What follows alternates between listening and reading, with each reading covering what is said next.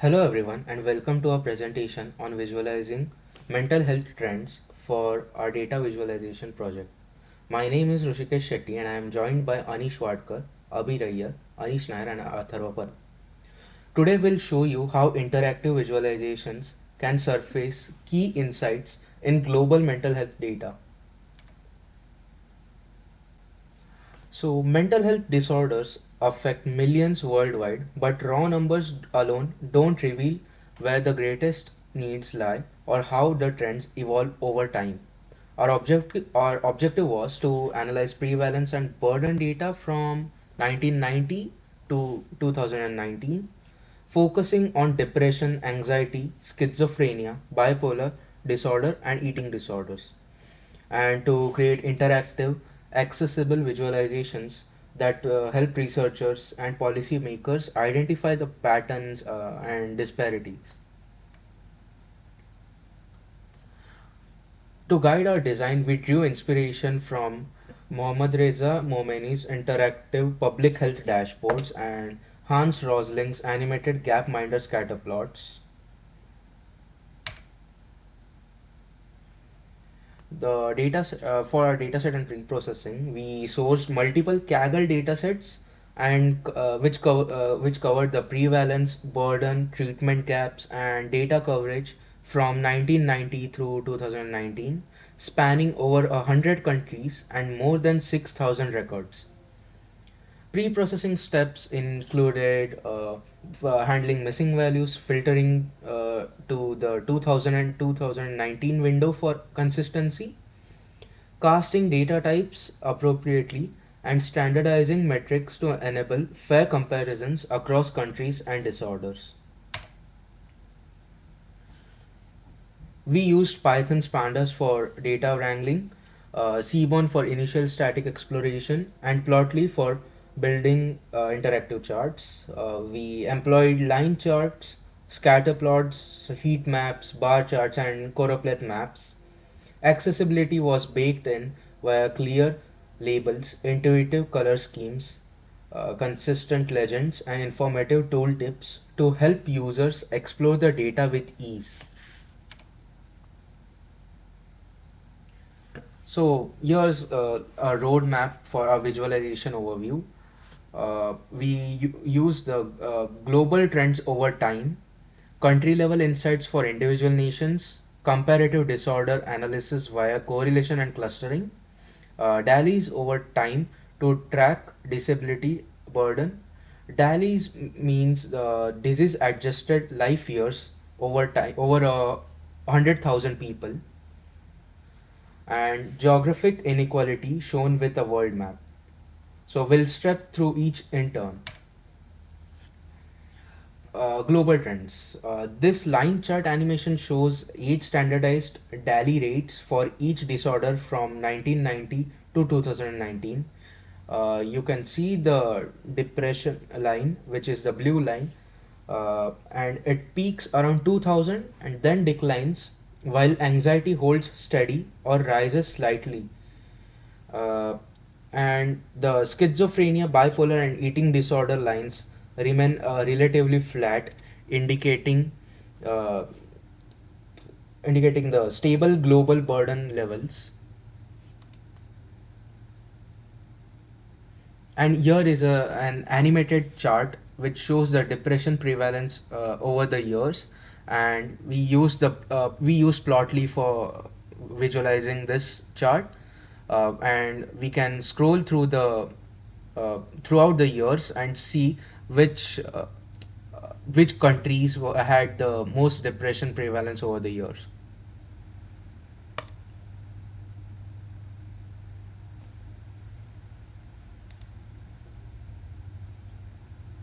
Okay, so now moving on with country level insights. In 2019, the the United States line chart shows depression DALIs peaking around 2005, and then with anxiety consistently being the second highest burden. In India's profile, depression tops the chart, followed by anxiety and schizophrenia.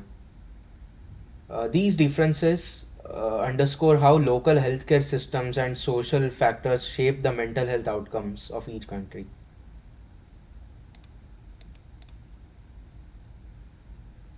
So, moving on with comparative disorder analysis, we had a correlation matrix.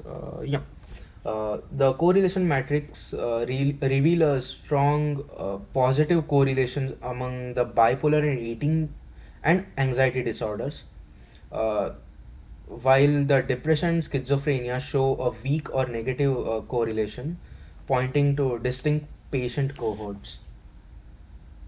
And in the scatter plots, the clustering around 3 to 5% for depression and 3 to 6% for anxiety, uh, it's typical, and with the outliers warranting the further studies.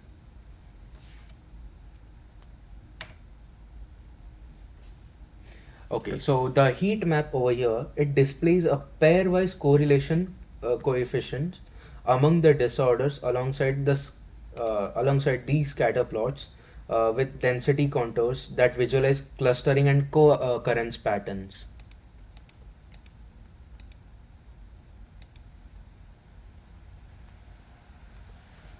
So moving on with the DALYs over time. Again, DALY, DALY means disease adjusted life years over 100,000 people.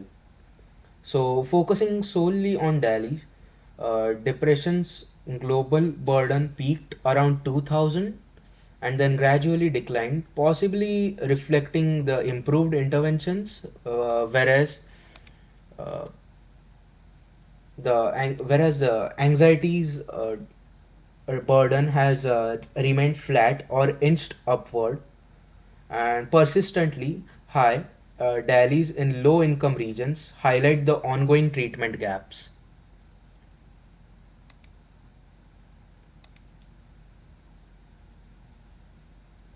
Okay, also here we can see the DALYs from depressive disorders by each country in the year 2019. So uh, here we can see if the darker the country is, the lower the DALY from depressive disorders is in that particular country.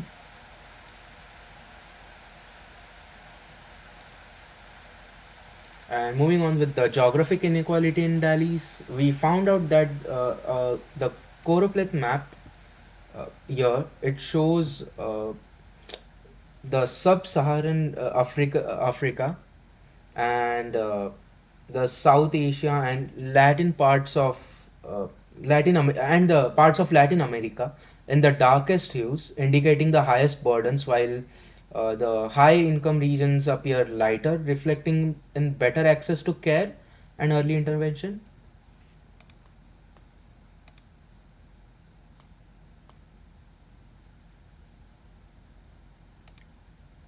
So moving on with the discussion and the key conclusions that we found. To summarize, like the depression and anxiety are the most pervasive global mental health challenges. Some countries show genuine progress in reducing the DALYs, while others remain stuck at a high burden levels. Co-occurrence patterns suggest areas for deeper clinical research. Above all, interactive visualization proves powerful for turning raw data into actionable insight.